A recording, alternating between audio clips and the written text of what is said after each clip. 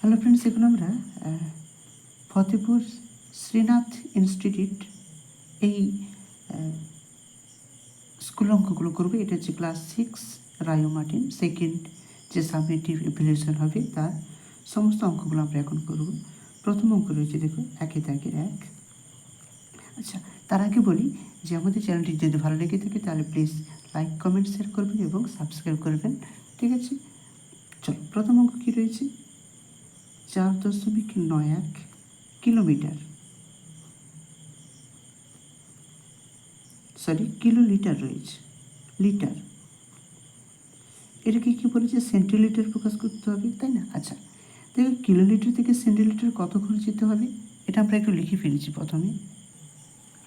তাহলে কিলোলিটার থেকে সেন্টিলিটার, তাহলে কিলোলিটার কোথায় রয়েছে? এখানে রয়েছে। এখান থেকে আমরা সেন্টিলিটার এখানে আসবো, তাহলে কত করে আসতে হবে? দেখো 1, 2, 3, 4, 5 করে আসতে হবে। তাহলে এটা নিচে ওপর থেকে নিচের দিকে আসছে, তাহলে আমাদের গুণ করতে হবে, তাই না? তাহলে আমরা কত লিখবো? 4.91। এর সঙ্গে কত গুণ করব? তাহলে 1 তার সঙ্গে কত গুণ করতে হবে?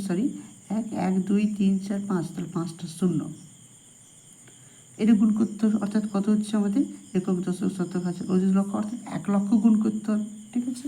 তাহলে দেখো সমান 4, এটাকে লিখতে পারি 491/100 গুণিত হয়ে যাবে 1, 2, 3, 4, 5। এবার কাটাকুটি করি, দুটো শূন্য কেটে দিলাম, তাহলে কত হলো? 491। এখানে শুধু দেখো শূন্যগুলো যোগ হয়ে যাবে আমাদের পেছনে, ঠিক আছে? তাহলে কত হচ্ছে? দেখো 491,000 এত সেন্টিলিটার, তাই না? এটাকে হিসেবে সেন্টিলিটার।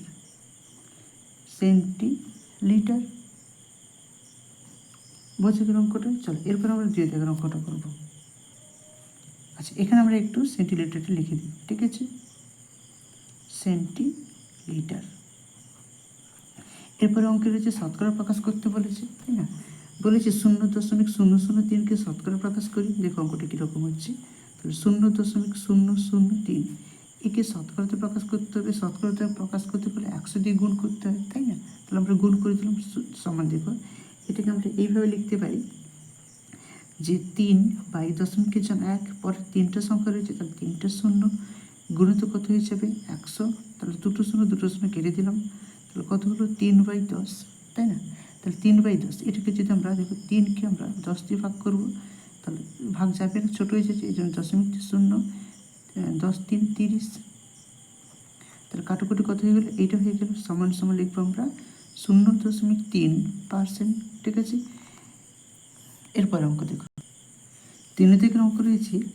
বিনীত এতটি লজেন্স স্কুলে আনলেন, তাহলে কতটি লজেন্স আনলেন? 15টি। তার 3 বন্ধুকে 3টি লজেন্স দিল। তার 3 বন্ধুকে কটা লজেন্স দিয়ে দিয়েছিল? 3টি।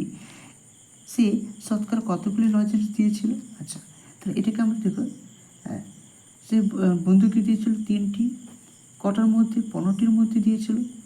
আর এখানে শতকরা প্রকাশ করতে বলছে, তাহলে 100 দিয়ে আমরা গুণ করে দেবো, ঠিক আছে? তাহলে কাটাকুটি করো, 3 একে 3, 3 5 15, 5 কাটা 5 দিয়ে 10, শূন্য সমান কত হলো? 1 × 20 সমান কি? 20 একে 20, তাহলে এত % হয়ে যাবে।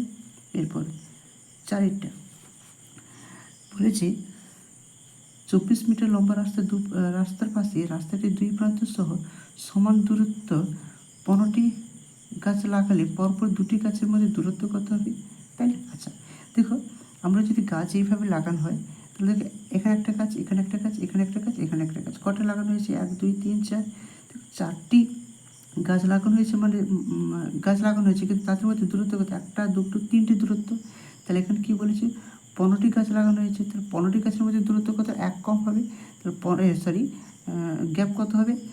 14টি হয়ে যাবে, তাই না? 1 কম হবে, তাই না? তাহলে আমরা প্রথমে কী লিখব? যে 15টি গাছের মধ্যে দূরত্ব কটি হবে? তাহলে 15 - 1 সমান কত? 14টি হয়ে যাবে, তাই না? তাহলে দেখো 15টি গাছ লাগানো হয়েছে মধ্যে কি মানে হচ্ছে তাদের মধ্যে দূরত্ব হচ্ছে 14টি, ঠিক আছে? এবার বলেছে 2টি গাছের মধ্যে দূরত্ব, তাই না? আচ্ছা, এবার দেখো 2টি গাছ মানে কি? একটা গ্যাপ, তাই না? অর্থাৎ অতএব দেখো, তাহলে আমরা এটা কী করবো, তাহলে 24 মিটারকে এটাকে আমরা কত দিয়ে ভাগ করবো, এই 14 দিয়ে, তাই না? কারণ কি দেখো, বলেছি এত মিটার টোটাল রয়েছে, তাহলে প্রত্যেক দুটো গাছের মধ্যে যদি দূরত্ব মানে একটা গ্যাপ থাকছে, তাই আমরা এখানে দেখো 15টি গাছ লাগিয়েছি, তাহলে 15টি গ্যাপ গাছের মধ্যে দূরত্ব থাকবে 14টি, ঠিক আছে, দূরত্ব থাকবে 14টি। এর জন্য আমরা একটি গাছের মধ্যে যদি দূরত্ব বের করি, তাহলে দুটি গাছের মধ্যে যদি দূরত্ব বের করি, তাহলে থেকে দুটি গাছের মধ্যে দূরত্ব কত 1, তাহলে আমরা এখানে 1 দিয়ে দুটি গাছের মধ্যে দূরত্ব অর্থাৎ একটি গ্যাপ বের করতে গেলে আমাদের কী করতে হবে, সেই 14 দিয়ে ভাগ করতে হবে, তাই না? তাহলে সমান কত লিখবো, দেখো এটা কি রয়েছে, এটা মিটার রয়েছে, তাই না? তাহলে এটাকে 14 দিয়ে ভাগ করি, তাহলে 24 একে আমরা 14, 14 একে 14 বিয়োগ করলে 10.0, ঠিক আছে। এরপর আমরা 7 দেবো, 7 4 28 8, 7 4 28 হাতে 2 দশক, 7 একে 7 8 9, তাহলে বিয়োগ করলে কত হচ্ছে 2, আবার আপনি 0 নামিয়ে দেবো, দেখো 7 একে 14 একে 14 হয়ে যাবে, তাহলে বিয়োগ করলে কত হচ্ছে 6, আবার 0 নেমে যাবে, তাই না? তারপর দেখো 14 কত হবে, এটা হচ্ছে 60, আমরা এটাকে 14 4 দিই, 14 4 কত, 56 হচ্ছে, মানে 4 4 16, 6 হাতে 1 দশক, 4 একে 5 56, তাহলে আবার 4, তাহলে আবার 0 চলে আসবে। এরপর দেখো 14 2 কত হয়ে যাবে, 28 হয়ে যাবে, বিয়োগ করলে কত হচ্ছে 2 1 12, আবার 0, তাই না? 14 8 দেবো, 14 8 কত হয়ে যাবে, 14 8 হয়ে যাবে 8 4 32, 2 হাতে 3 দশক, 8 একে 8 9 10 11 হয়ে যাবে, তাহলে বিয়োগ করলে কত হচ্ছে 8, আবার 0, তাই না? এবার দেখো 14 5 দিয়ে দিই, 14 5 70 হয়ে যাচ্ছে, তাই না? তাহলে কত হচ্ছে 10, তবে এরপর আমরা 0 নামালাম, তাই না? তাহলে 14 7 কত হবে, 14 7 হচ্ছে 98, তাহলে আবার 2, তবে এইভাবে আমাদের এখানে 7 ঘুরে চলে আসছে, তাই আমরা কী লিখবো, এটাকে সমান 1.71428 যেহেতু এখানে 7 চলে আসছে, তাহলে 5-এর মাথায় পৌনঃপুনিক, এখানে 7-এর মাথায় পৌনঃপুনিক, এটা কী হয়ে যাবে, এটা হয়ে যাবে, এখানে কী একক রয়েছে, মিটার, তাই এটা মিটার হয়ে যাবে, ঠিক আছে। চল এর পরবর্তী অঙ্ক আমরা করব, বলেছে মানের ঊর্ধ্বক্রমে সাজাতে হবে, তার প্রথম কত রয়েছে 0.3 এর পৌনঃপুনিক, এটার মানে হচ্ছে কত, দেখো আমরা এইভাবে লিখতে পারি 3 বাই নিচে, এটা পৌনঃপুনিক যেহেতু রয়েছে 9 লিখে দিতে পারি, তাই না? এবার কাটাকুটি করে নাও, 3 কাটো, 3 একে 3, 3 3 9, সমান হচ্ছে 1/3, তারপর রয়েছে 0.16 উপর পৌনঃপুনিক সমান, তাহলে দেখো 16 বাই কত হয়ে যাবে, এখানে পৌনঃপুনিক রয়েছে, তাহলে 9 হলো, তারপর একটা সংখ্যা রয়েছে মানে একটা 0, ঠিক আছে। আর যেটাতে পৌনঃপুনিক নেই সেটা বিয়োগ করে দেবো, সমান হচ্ছে 15/90, এবার কাটাকুটি, 15 কি 15, 15 6 90, তাহলে হচ্ছে 1/6, তারপরে কত রয়েছে 0.1 উপর পৌনঃপুনিক, তাহলে হয়ে যাবে 1/9, তাই না? এবার দেখো এখানে যতগুলো 3টে ভগ্নাংশ পেয়েছি, এদের লসাগু করে নেব, 3 6 9, লসাগু কত হচ্ছে 3 একে 3, 3 2 6, 3 3 9, তাহলে 3 3 9 দিয়ে 18 হয়ে যাবে, তাহলে গুণিতক 18, তাহলে এখানে আমরা গুণিতক 18 করবো, এখানে আমরা গুণিতক 18, 3 6 18, তাহলে 6 একে 6, 6 3 18, 3 একে 3, 9 2 18, 2 একে 2, তাই না? তাহলে আমরা যদি এটাকে দেখো ঊর্ধ্বক্রমে মানে ছোটো থেকে বড়, সবচেয়ে ছোটো কোনটা এইটা, তাহলে অতএব 0.1 পৌনঃপুনিক, এটা সবচেয়ে ছোটো, তারপর কোনটা এইটা 0.16 পৌনঃপুনিক, তারপরে যাবে 0.3 পৌনঃপুনিক, তাহলে এটা আমাদের উত্তর হয়ে যাবে, ঠিক আছে। এরপরে কি বলেছে দেখো 6টা, যে একটি পিরামিডের ভূমি ত্রিভুজাকার, পিরামিডের অপর নাম কি, দেখো যে পিরামিডের ভূমি ত্রিভুজাকার সেই পিরামিডটিকে কী বলা হয়, চতুস্তলক বলা হয়, তার আমরা এটাকে লিখবো চতুস্তলক,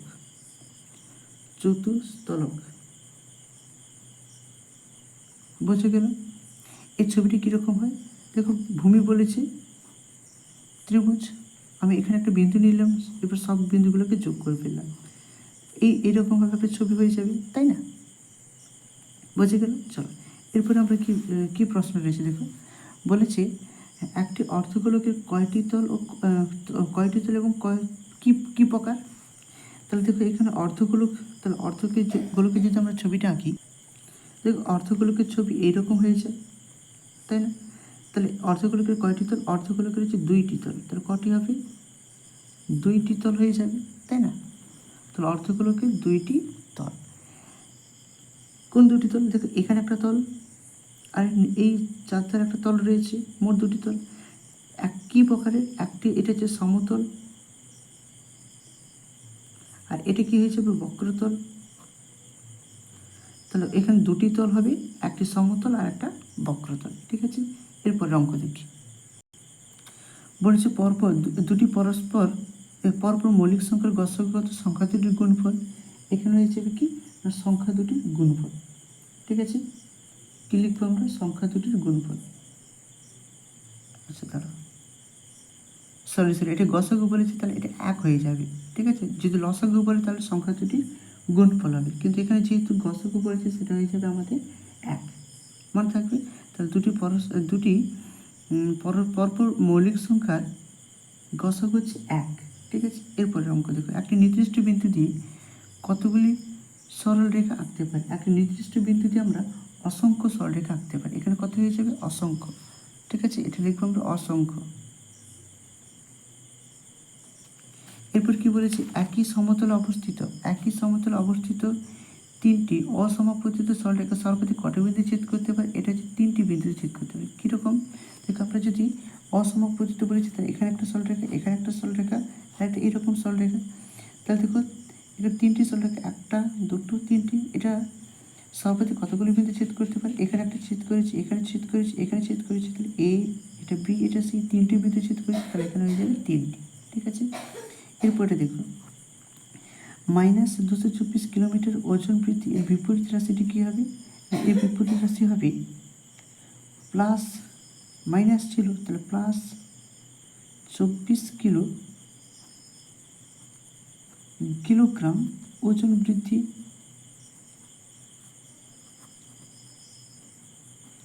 বোঝা গেল? এরপর দেখো আমরা সরল করবো অঙ্কটা। কী রয়েছে সরল করতে? রয়েছে -11, এটা হচ্ছে xi, -11 প্লাস রয়েছে 18 প্লাস -16, তাহলে কত হবে দেখো?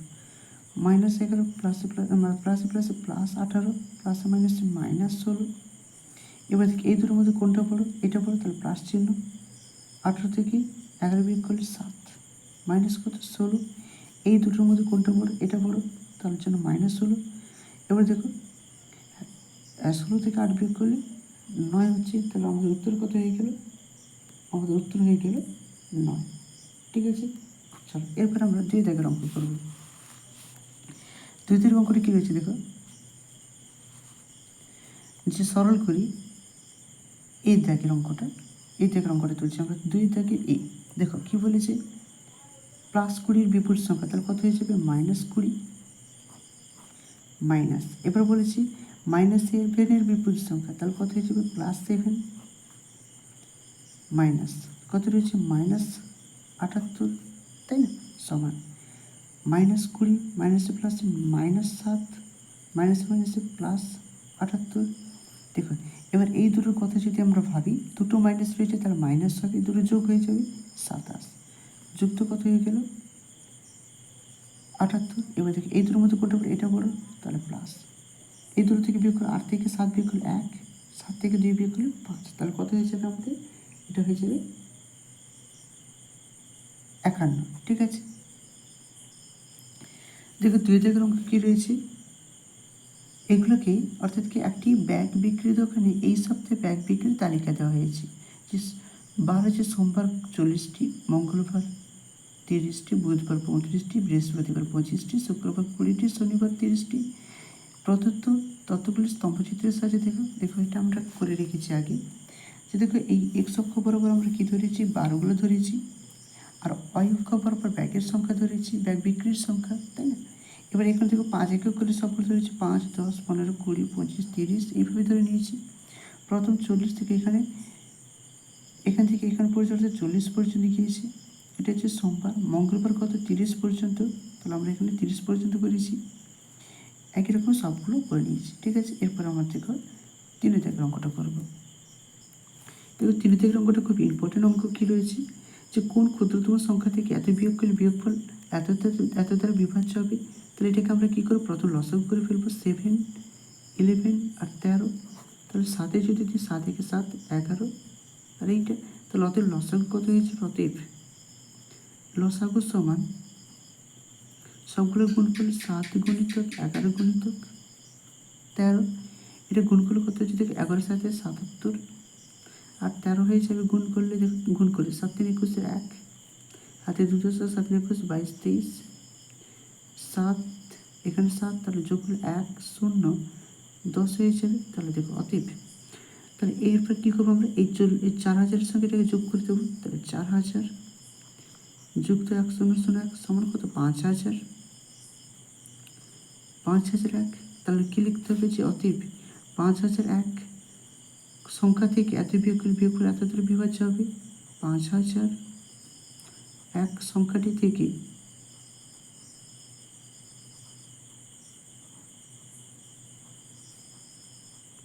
সংখ্যাটি থেকে 4000 বিয়োগ করলে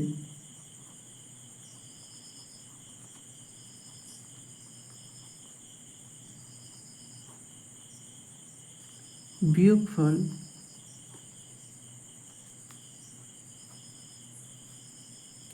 7, 11, 13 দ্বারা বিভাজ্য হবে।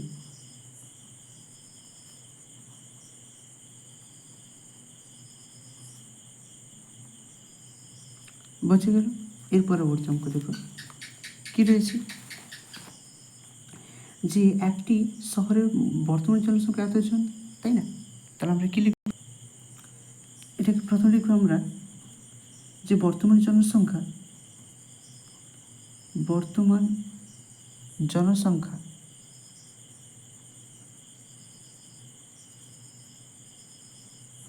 সমান সমান 2,6,2,5,0 জন, ঠিক আছে। এবার বলছি যদি বার্ষিক এত পার্সেন্ট 4% হারে জনসংখ্যা বাড়ে, তাহলে আমরা এটার সঙ্গে এটাকে গুণ করে দেবো। তাহলে 2 6 অর্থাৎ 26,250 গুণিত কত করে? 4% মানে 4/100। কাটাকুটি করলে কত হচ্ছে? দেখো 0 0 কেটে দিলাম, 2 2 2 4, 2 5 10, 5 5 5 25, 5 2 10, 5 5 25, তাহলে কত হচ্ছে? এটা গুণিত 2, তাহলে গুণ করলে কত হচ্ছে? 5 2 10 0 হাতে 1 10 3 2 4 4 কি 5 5 2 10 এত জন। তাহলে কী লিখবো? অতএব, তবে দেখো 2 বছর পরে জনসংখ্যা কত হবে? তাহলে 1 বছর পরে জনসংখ্যা কত হবে? তাহলে এটার সঙ্গে এটা যোগ করবো। অতএব 1 বছর পরে জনসংখ্যা হবে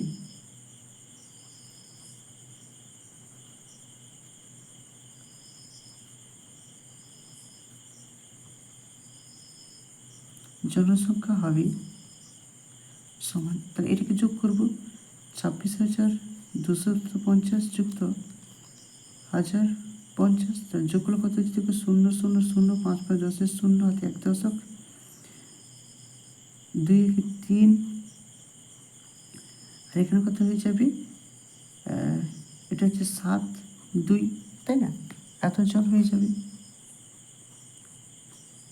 এরপরে দেখো এই জনসংখ্যা 1 বছর পর, তাহলে তারপরে আবার বলেছি ঠিক এর আবার 4% বৃদ্ধি পাবে, তাই না? কারণ এখানে বলেছি দেখো যদি বার্ষিক প্রত্যেক বছর 4% হারে জনসংখ্যা বাড়বে, তাহলে 2 বছর পর বলেছি, তাহলে 1 বছর বেড়েছে, দ্বিতীয় বছর কত বাড়বে সেটা আমাদের বের করতে হবে। অতএব তা একই রকম আগের মতো এটার সঙ্গে আমরা 4% গুণ করব। তাহলে 27,300 গুণিত কত করব? 4000, মানে 4 কত হয়ে যাবে? 100। তাহলে 0 0 কেটে দিলাম, তাহলে কত হচ্ছে? 27 3 গুণিতক 4, গুণ করে 4 3 12 2 হাতে 1 দশক 7 4 28 29 9 হাতে 2 দশক 4 8 9 10, তাহলে এতজন। তাহলে অতএব 2 বছর পর মোট জনসংখ্যা হবে 2 বছর পর মোট জনসংখ্যা সমান কত, এটার সঙ্গে এটা যোগ করতে হবে। তাহলে 27300 যুক্ত হয়ে যাবে 1002। তাহলে দেখো যোগ করলে কত হচ্ছে, এটা যোগ করলে 2 আর এখানে 0, 2 9 আর 0 9, তার 3 এখানে কত হয়ে যাবে 7 থেকে 8 আর 2, তাহলে কত হয়ে গেল 28,392 জন। ঠিক আছে, এই অঙ্কটা খুব ভালো অঙ্ক তোমাদের পরীক্ষার জন্য। চল এরপরে আমরা অঙ্কটা করব। তার আগে বলি, যদি আমাদের ভিডিওটি ভালো লেগে থাকে তাহলে প্লিজ লাইক কমেন্ট শেয়ার করবেন এবং সাবস্ক্রাইব করে দেবেন। পরের অঙ্ক কী রয়েছে 5টা, বলেছে তোমাদের ক্লাসে মোট ছাত্রছাত্রীর সংখ্যা এতজন, তার মধ্যে যদি এত % ছাত্রছাত্রী পাস করে, তাহলে পাস করেছে কতজন সেটা বের করবো। তাহলে কী করে, এটার সঙ্গে এটা গুণ করে দেবো। তাহলে মোট, আচ্ছা আমরা ডাইরেক্ট করে নিচ্ছি। তাহলে 80 গুণিতক এটা কত 65%, তাহলে 65 কত হয়ে যাবে 100। কাটাকুটি করলে কত হচ্ছে দেখো, 0 0 কাটলাম 5, 13 5 65, 5 5 2 10, 2 কাটি 2 4, তাহলে কত হচ্ছে 13 4 কত 52 জন। তাহলে 52 জন পাস করেছে, তাই না? তাহলে আমরা কি লিখবো, অতএব 52 জন পাস করেছে, মানে 80 জন ছাত্রছাত্রীর মধ্যে 52 জন পাস করেছে। 80 জন ছাত্রের মধ্যে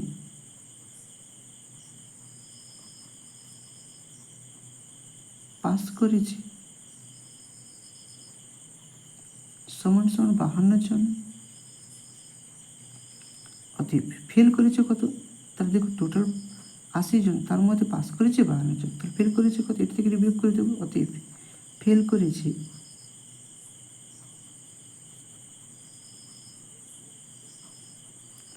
সমান, তাহলে 80 মাইনাস কত হয়ে যাবে 52, তাহলে বিয়োগ করলে কত, যদি দেখো 0 মানে এখানে 10 থেকে 2 বিয়োগ করলে 8, 1 চলে গেছে, তাহলে এখানে 28 জন হয়ে যাবে, তাই না?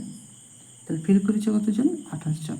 দেখো এর পরবর্তী অঙ্ক কী রয়েছে, দেখো ভি আই অর্থাৎ 6 থেকে অঙ্ক দুটি সংখ্যার যোগফল এত রয়েছে এবং সংখ্যা দুটি গসক এত। তাহলে আমরা লিখবো দুটি সংখ্যার যোগফল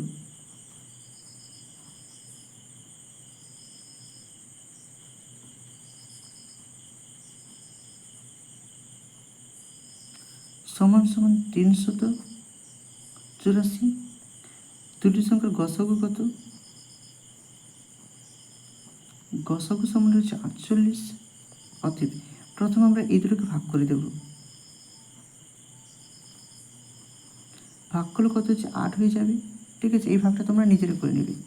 এরপর আমরা কি করব, যে এই 8কে পরস্পর মৌলিক সংখ্যার যোগফল আকারে প্রকাশ করব। অতএব 8কে পরস্পর মৌলিক সংখ্যার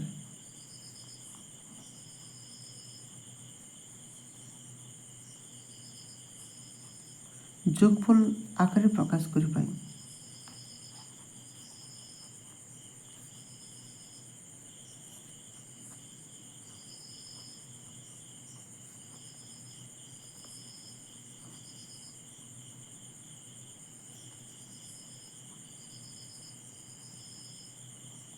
তাহলে কীরকম হবে দেখো, দেখো 1 যুক্ত 7 করতে পারি, তাই না? আর কি হয়ে যেতে পারে, 5 যুক্ত 3 হতে পারে, 5 3 8, পরস্পর মৌলিক সংখ্যা 8, আর কিছু হবে না। ঠিক আছে, তাহলে অতএব সংখ্যা দুটি কী কী হতে পারে, অতএব সংখ্যা দুটি হতে পারে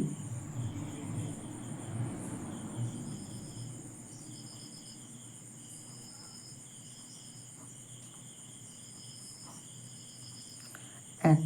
তাহলে এই 1-এর সঙ্গে কত গুণ করবে, এখানে গসক কত রয়েছে 48, 7-এর সঙ্গে আমরা 48 গুণ করে দেবো। আর একটা কী হয়ে যাবে, 5 গুণিতক 48, 3 গুণিতক 48 করে দেবো। তাহলে দেখো 48 একে 48, 7 7 8 56 6 হাতে 5 দশক, 7 4 28 29 30 31 32 33।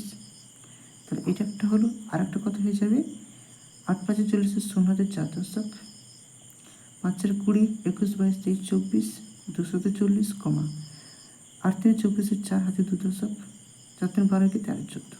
তো দুটি সংখ্যা হয়ে গেল 1 2। ঠিক আছে, এরপর অঙ্ক থেকে কী রয়েছে দেখো। কী রয়েছে প্রথমে আমরা এই ছবিটা দেখে নেব। ঠিক আছে, এরপর বলেছে ছেদ বিন্দুগুলির নাম লিখি। ছেদ বিন্দুগুলি কী কী হবে দেখো। ছেদ বিন্দুগুলি হলো, তাহলে দেখে এখানে একটা ছেদ বিন্দু পাবো এ, এখানে একটা ছেদ বিন্দু, এখানে ছেদ বিন্দু, এখানে ছেদ বিন্দু, এখানে ছেদ বিন্দু, এখানে ছেদ বিন্দু এবং এখানে ছেদ বিন্দু পাবো। ঠিক আছে, তাহলে দেখো কটা পাবো 1 2 3 4 5 6 7টা পাবো। তাহলে ছেদ বিন্দুগুলি হলো সমান A B C D F. তাহলে লিখবো এ কমা B c comma D E কমা এফ কমা, আচ্ছা এফের পর আর কিছু নেই, এবার ও। ঠিক আছে, এরপর কী বলেছি সমরেখ বিন্দুগুলিকে আলাদা করো, অর্থাৎ বি দাগ, এটা এক দাগ, এর দাগ। এরপর আমরা সমরেখ বিন্দু,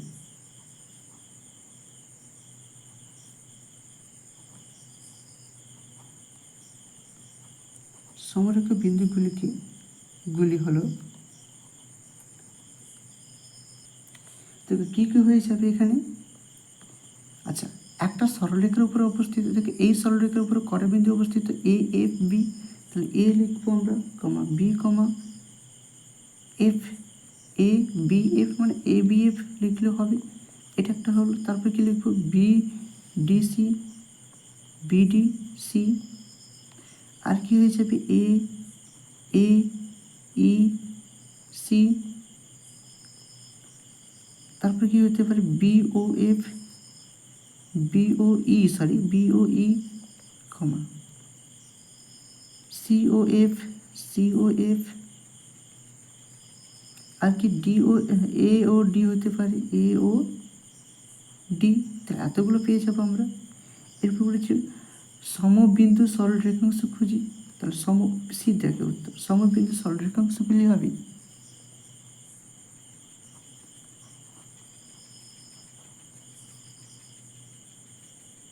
সমবিন্দু রেখাংশগুলি হলো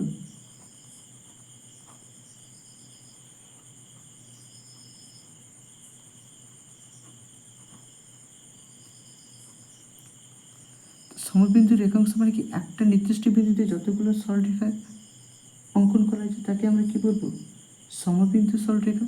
তাহলে এখানে এটি হতে পারে এই বিন্দু ছেদ করেছে, তাই না।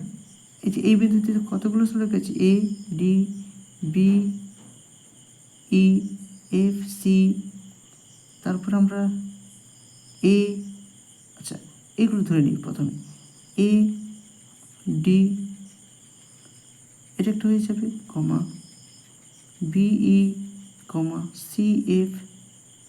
ঠিক আছে, আচ্ছা সি এফ হয়েছে, তাহলে এখানে কত সি এফ। এরপর হচ্ছে এ বি হতে পারে এ বি, কারণ দেখো এখানে একটা সরলরেখা, এখানে একটা সরলরেখা, এই বিন্দু ছেদ করেছি, তাই না। তাহলে A B comma B C করতে পারি এ সি, এতগুলো হয়ে যাবে। ঠিক আছে, আচ্ছা আজকে এই পর্যন্ত। এরপরে আমরা 10 নম্বর যে স্কুল রয়েছে গভর্নমেন্ট হাই স্কুল, সেটা আমরা করব। এটা হচ্ছে পুরুলিয়া জেলায় অবস্থিত। এর জন্য তোমরা, আমি যখন এই ভিডিওগুলো আপলোড করবো তখন তোমরা সবার আগে পাওয়ার জন্য আমাদের চ্যানেলটিকে সাবস্ক্রাইব করে দেবেন। Thank you for watching, have a nice day.